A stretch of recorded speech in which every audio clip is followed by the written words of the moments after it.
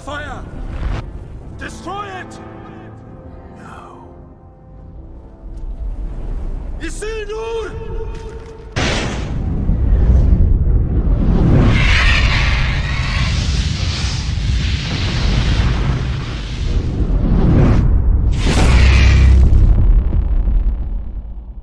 Greetings fellow Middle-earth enthusiasts, and welcome back to Theory of the Rings. In this episode, we embark on a scholarly journey to dissect a question that has perplexed fans since the release of the adaptations. Why didn't Elrond, a prominent and powerful elf, intervene when Isildur chose not to destroy the One Ring after the Battle of the Last Alliance? Join me as we delve into the rich tapestry of Tolkien's world and explore the complexities surrounding Isildur's fateful decision. The Second Age bore witness to a climatic conflict that would shape the destiny of Middle-earth, the War of the Last Alliance.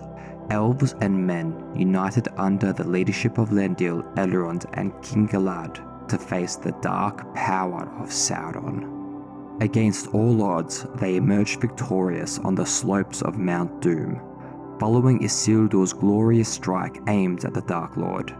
But this triumph set the stage for a series of unforeseen events. With Sauron defeated and the One Ring lying vulnerable, the fate of Middle-earth hung in the balance. Isildur, the King of Gondor and Arnor, stood before the ring, faced with a choice that would echo through the ages. He chose not to destroy the ring, but to claim it as his own. This decision has sparked debates and theories among Tolkien scholars and fans alike. To comprehend Isildur's choice, we must delve into the insidious nature of the One Ring. Even in its inert state, the ring emanated a malevolent power that could corrupt the hearts of even the noblest beings. Isildur, having witnessed the devastation wrought by Sauron, believed he could have wielded the ring for the greater good. Another facet of Isildur's decision could be rooted in the fear of losing the military advantage the ring bolstered. With Sauron defeated, the ring became a potent tool to assert dominance and maintain order in the war-torn land. After all, Isildur was the first mortal being to wield the ring since its vile creation. There was no test case prior to him taking the ring. In hindsight, it is incredibly simple to state a case for the destruction of the ring, and claim Isildur to be immoral as the films do portray him. Isildur would have seen the ring as a means to unite the fractured realms of men, and the fear of relinquishing such power might have clouded his judgment. As we ponder Isildur's choice, the question arises, why didn't Elrond, with his wisdom and foresight, intervene? Elrond, a prospective elf, likely recognized the danger posed by the ring. However, his commitment to preserving the free will of men, a central theme in Tolkien's works, might have stayed his hand. Elrond could have hesitated to forcibly take the ring from Isildur, respecting the agency of men, even in the face of potential disaster. One thing to consider with the theoretical question we are posing is this. The films portray the events of the Last Alliance in a very condensed manner, and Tolkien's works are actually quite different to what we witness in the adaptations. The pair never dramatically enter the fires of Orodruin, and Elrond never directly asks him to cast the ring into the fire.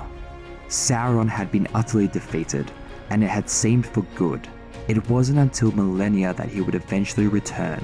Even when he had, it was from a position of command, with no physical presence as of yet. Elrond did not yet have the wisdom to be aware of the dire consequences that the ring would have on Middle-earth, and it wasn't for thousands of years that the wisest in Middle-earth would realize that the ring must be destroyed. Theorizing on the possibility of what would have occurred if Elrond had taken fate into his own hands as the film portrays, we can assume a battle between Elrond and Isildur would have broken out, and let's face it, with Isildur being a Dunedain warrior from Numenor, Elrond would have been unsuccessful in any attempt to overthrow the new in-command Lord of Gondor. Win or lose in a battle with Isildur, and assuming he even had the ability to cast the ring into the fire himself.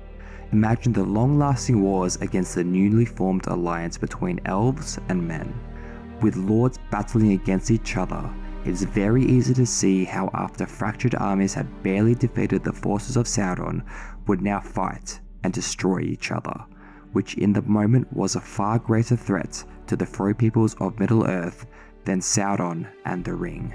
To credit Isildur, within 2 years of defeating Sauron and becoming a ring-bearer, he was making his way north from Gondor to Imladris to seek the immediate counsel of Elrond.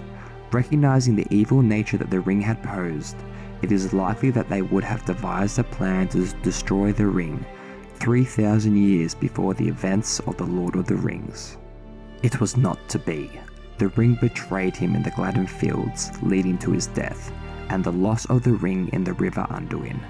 This act set the stage for the events of the Third Age, where the ring's hiding and eventual rediscovery became central to the fate of Middle-earth. Isildur's tragic fate became a cautionary tale of the dangers of succumbing to the allure of power. In our exploration of why Elrond didn't fight Isildur, we uncover a nuanced tale of power, temptation, and the consequences of choices. Isildur's decision, influenced by the corrupting nature of the ring, set in motion events that would shape the destiny of Middle-earth for ages to come. Thank you guys for watching this video, and I hope you join us in the next episode of Theory of the Rings.